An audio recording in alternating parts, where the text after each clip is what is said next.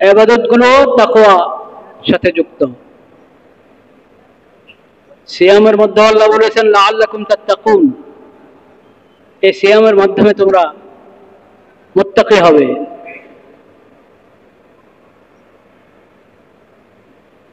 কোরবানির মধ্যেও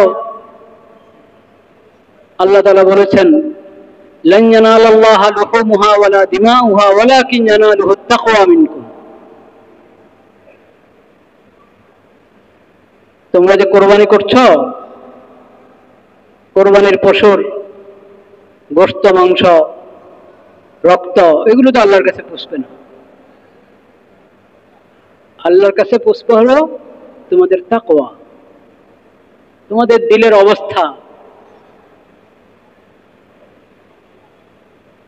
তোমাদের আমলের অবস্থা, ওটা আল্লাহর কাছে পুষবে।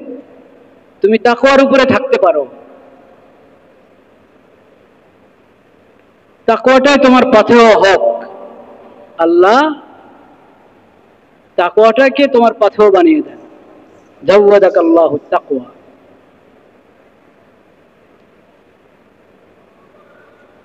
তিনি বললেন জিদনি ইয়া রাসূলুল্লাহ, ইয়া রাসূলুল্লাহ আরেকটু বলেন।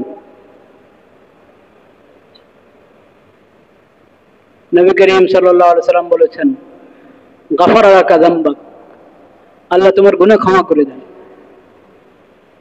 আল্লাহ তোমার গুনাহগুলো ক্ষমা করে দেন। তিনি আরো দোয়া চাইলেন। নবী করিম সাল্লাল্লাহু আলাইহি সাল্লাম বলেছেন ইয়াসসারা লাকাল খায়রা হাইসু মা কুনতা, ইয়াসসারা লাকাল খায়রা হাইসু মা কুনতা। তুমি যেখানেই থাকো, যেখানে যাও, আল্লাহ তোমার জন্য সমস্ত কল্যাণ সহজ করে দেন।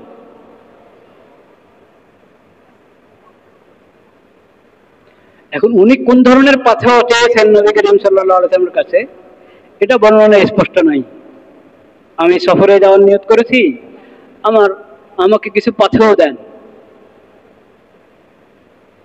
হতে পারে দোয়াই চেয়েছেন, হতে পারে কোনো জরুরত ছিল।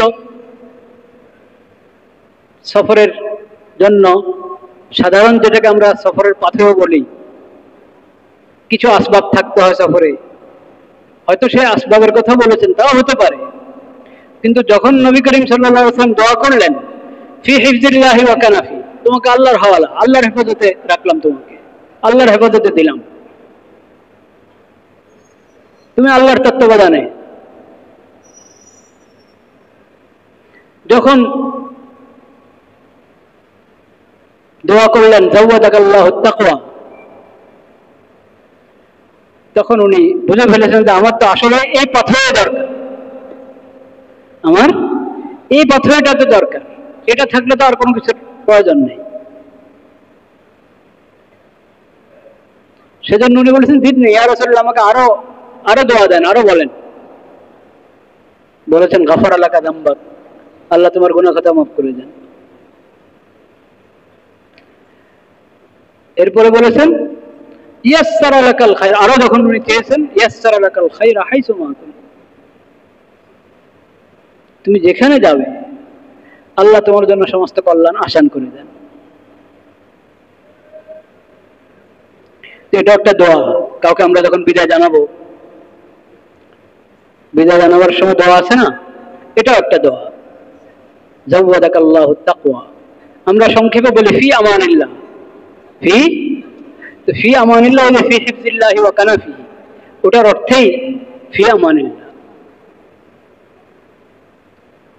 জাওয়াদাকাল্লাহু তাকওয়া ওয়া গাফারা লাকা যামবাক ওয়া ইয়াসসারা লাকাল খায়রা হাইসু মা কুনতা, এটা একটা দোয়া। তো এখানে দেখেন সফরের সময় সবচেয়ে বেশি দরকার কিসের? তাকওয়া।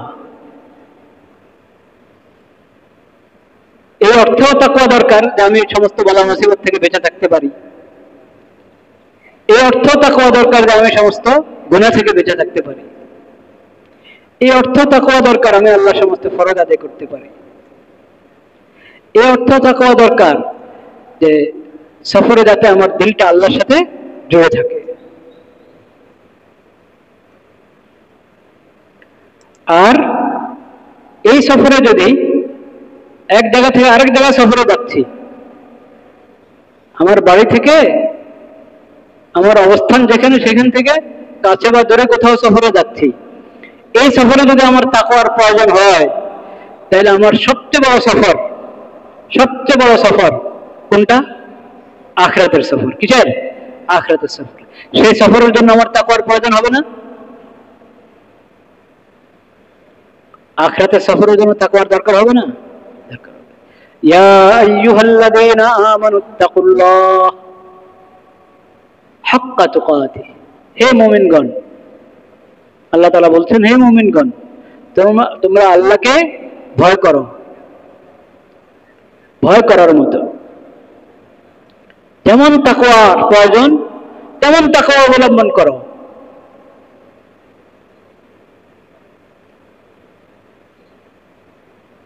আল্লাহর প্রতি মুহাব্বত এবং আল্লাহর নিয়ামতের কথা স্মরণ করে আল্লাহর সামনে তোমাকে উপস্থিত হতে হবে। তোমার চেহারা দেখাতে হবে আল্লাহকে, তোমার খালেককে, তোমার মালিককে, যার রহমতে তুমি ডুবে আছো। সেই রহমান রহিমের সামনে তোমাকে দাঁড়াতে হবে। এই অনুভূতি অন্তরে জাগ্রত করো, এই অনুভূতি জাগ্রত করে তাকওয়ার জিন্দেগি অবলম্বন করো গুরুত্বের সাথে। তাকওয়াকে গুরুত্বের সাথে গ্রহণ করো, সিরিয়াসলি নিতে হবে বিষয়টাকে, হাক্কা তুকাতি।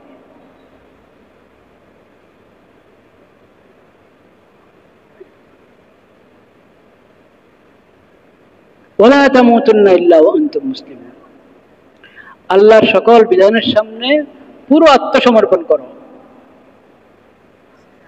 মৃত্যুর আগে আগে। ইসলামকে পরিপূর্ণভাবে গ্রহণ করার আগে মরবে না। মরা কি আমার হাতে আছে? হ্যাঁ, মৃত্যুকে কি আমি পিছাতে পারবো? পিছাতে পারবো না।